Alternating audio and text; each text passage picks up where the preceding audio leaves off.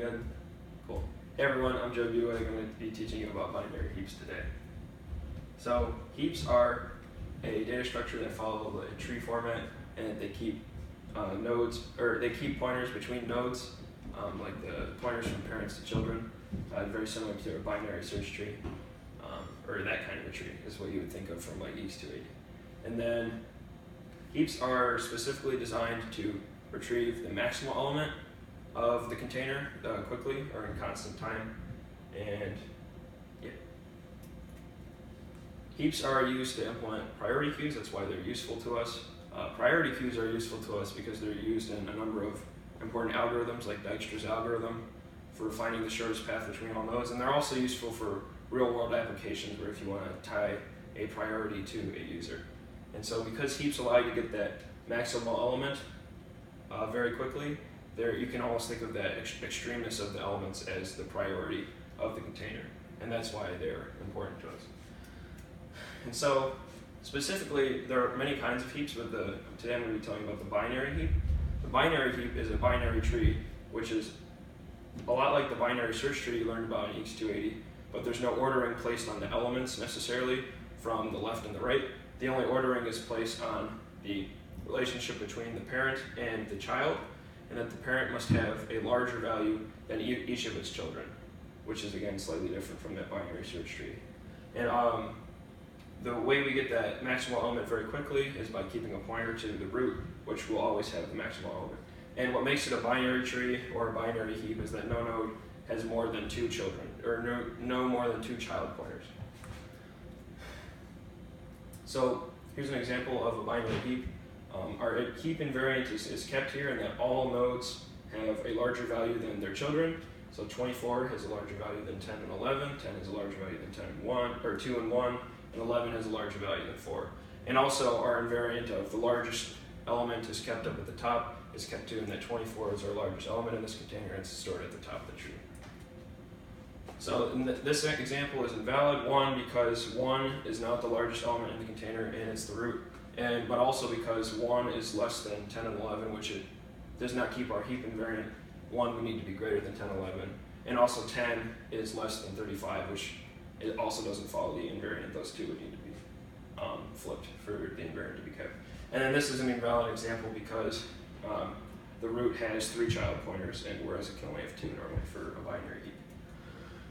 So normally we store binary heaps as an array because it's faster. It allows us to avoid using pointers, which normally cause us to miss the cache.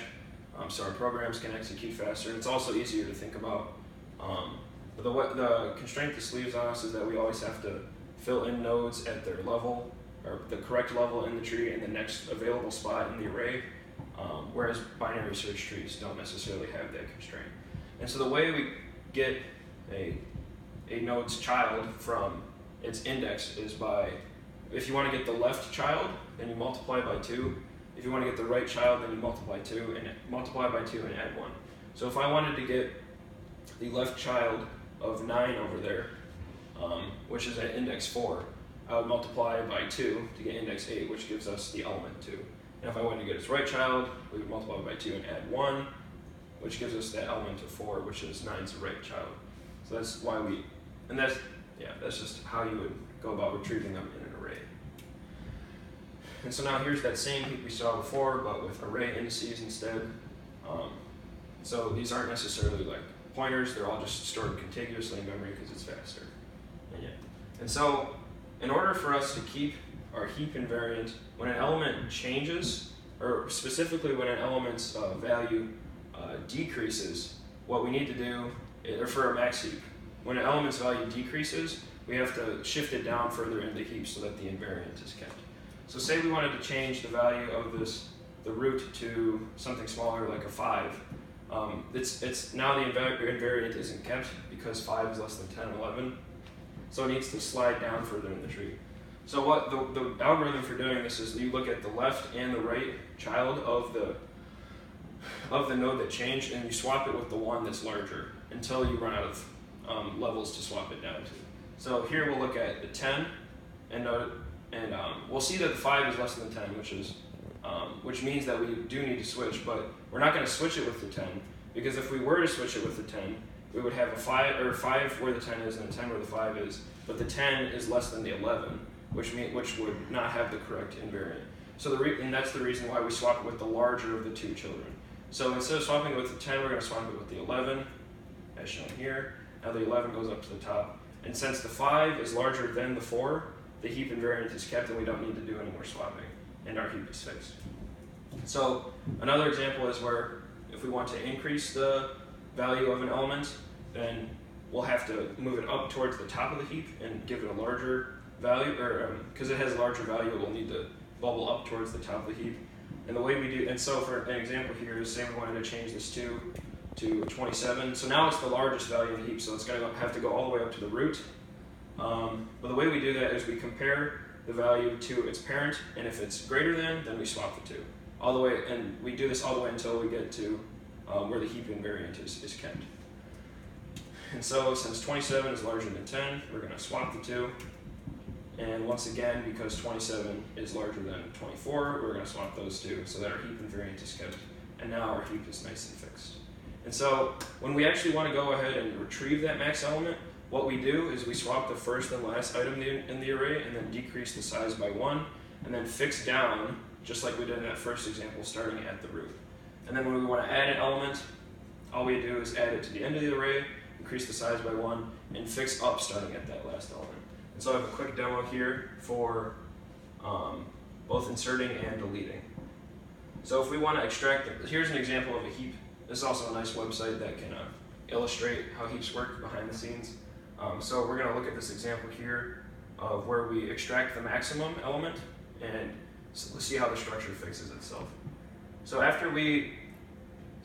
the first thing that happens is we delete the maximal element, and then we swap the last element in the array up to the top, and now we fix down, just like we did in that second example.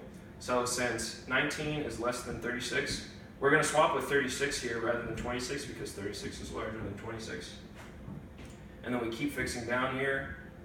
So since 19 is less than 25, we're going to swap there. And now our heap is fixed. And so that was all from extracting one maximum. And now when we add an element here, let's add, like say 53. What we're going to do is we're going to add it to the right child of 19, the fifth element. So that'll make it like the 11th element in the array. And then we'll fix up from the bottom. So as we see, we add it there, and then we'll fix up. So 53 is larger than 19, we'll swap the 2. 53 is also going to be larger than 25, we'll swap that as well. And 53 is larger than 36, so we'll swap those two as well. And now our heap is